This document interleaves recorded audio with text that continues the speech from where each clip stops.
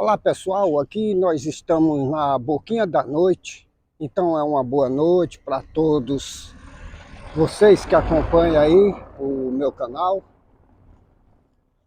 Eu estou aqui, pessoal, mostrando aqui a rua da estação, mostrando aqui para umas pessoas aí que me pediram para ter a lembrança aqui do bar de Zé de Bila.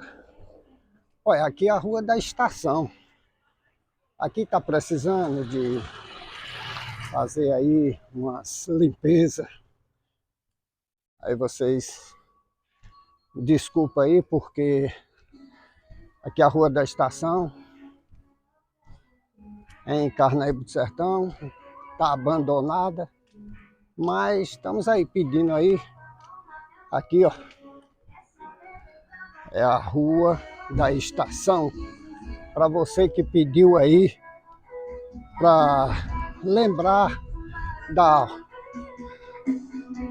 o bar de Zé de Bila. Vocês vão desculpando aí, esse som não tem nada a ver aqui com o vídeo. Aqui é onde você quer matar a saudade, é a rua da estação. Aqui é onde fica o bar de Zé de Bila, porque nós estamos aqui sem poder filmar bem o bar de Zé de Bila. É aqui para você matar a saudade aqui da rua que você saiu faz tempo. Aqui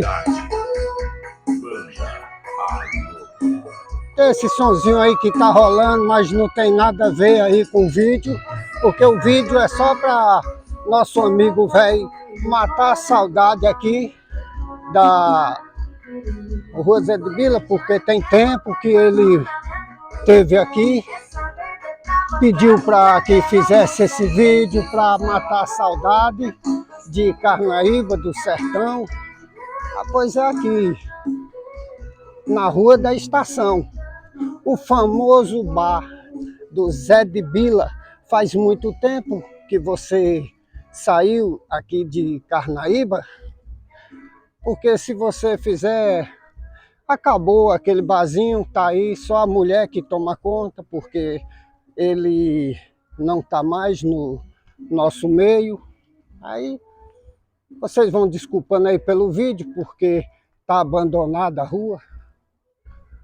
Mas vamos ter paciência, né? Porque trabalho de prefeitura é assim mesmo.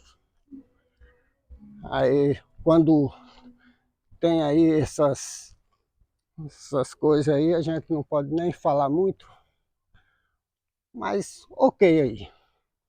Dá um joinha aí, se inscreva aí no canal. E até o próximo vídeo.